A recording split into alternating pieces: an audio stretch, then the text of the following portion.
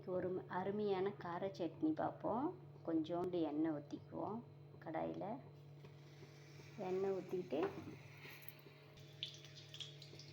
எண்ணெய் காஞ்சதும் கொஞ்சம் கடலைப்பருப்பு, கொஞ்சம் புளி, கொஞ்சம் காஞ்ச மிளகா, கொஞ்சம் இஞ்சி பூண்டு போட்டு நல்லா வதக்கிக்குவோம். பொன்னிறமாக வர வரலாம். அப்புறம் நல்லா வதங்கின அப்புறம் கொஞ்சம் வெங்காயம் தக்காளி அரிஞ்சு போட்டு, நான் 2 பேருக்கு செய்கிறேன், அதனால் ஒரு வெங்காயம் ஒரு தக்காளி போட்டிருக்கேன். நீங்கள் எத்தனை பேருக்கு செய்கிறீங்களோ அதுக்கேற்ற மாதிரி ஆட் பண்ணிக்கோங்க. நல்லா வதங்கிட்டோம். அது ஒரு பக்கம் வதங்கிக்கிட்டே இருக்கட்டும். அதுக்குள்ளே நம்ம தாளிப்பு பார்த்துக்கலாம்.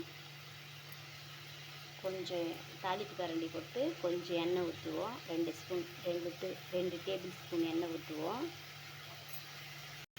ஒரு ஸ்பூன் கடுகு போடுவோம்.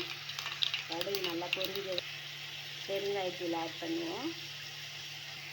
கொஞ்சம் கருவேப்பிலை போடுவோம். வதக்கின அப்புறம் மிக்ஸி ஜாரில் மாற்றி ஒரு 4 சுற்று அரைச்சிக்கலாம். அரைச்சி சட்னியை ஒரு கிண்ணத்தில் மாற்றிட்டு இப்போ தாளிப்பு எடுத்து ஊற்றிடலாம். தாளிப்பு எடுத்து ஊற்றியாச்சு.